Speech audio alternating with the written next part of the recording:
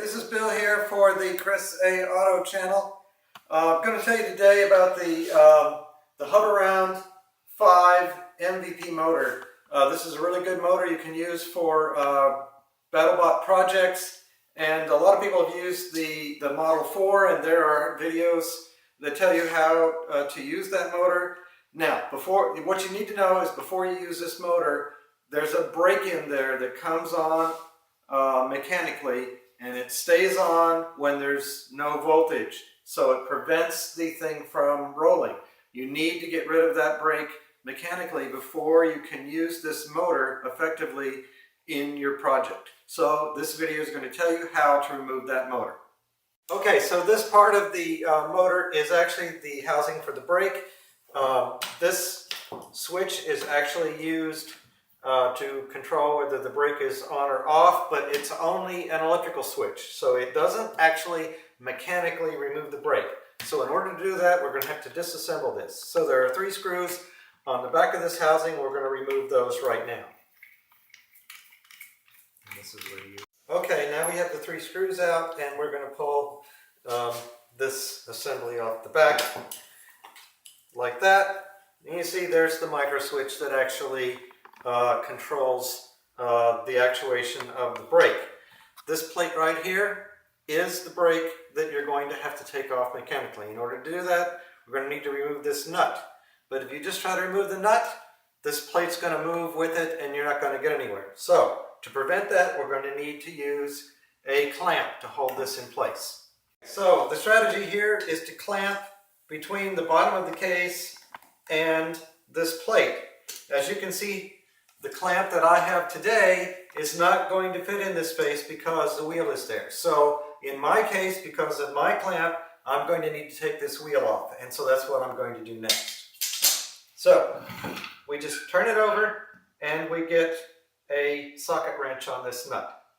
Okay, so we have our 3/4 inch socket in place over the nut. We have about a foot long socket wrench bar, and we hold the wheel in place with our knees and our hand, and it actually comes off fairly easily. And so once we get the wheel off, we'll be able to get the clamp in place. Now there are a couple of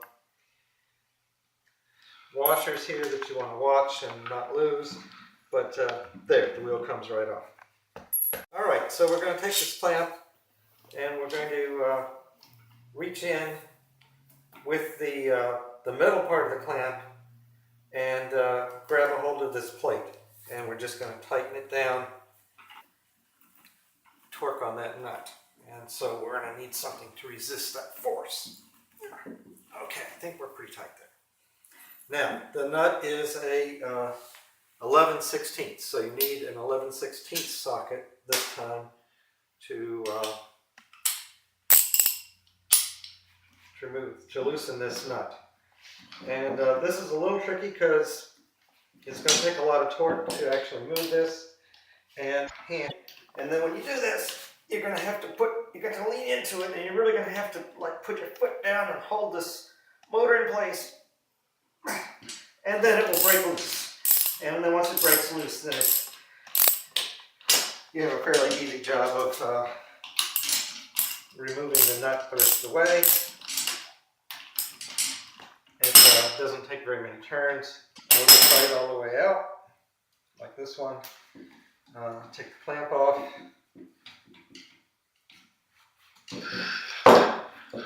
Really tight. Okay, and then this plate is actually floated on 3 springs underneath it, and so it actually starts to pop up by itself, but you're going to have to wiggle it back and forth, work it a little bit to get it all the way out. And it does come all the way out, like that. You're going to remove the 3 springs that are underneath. And it should look like this.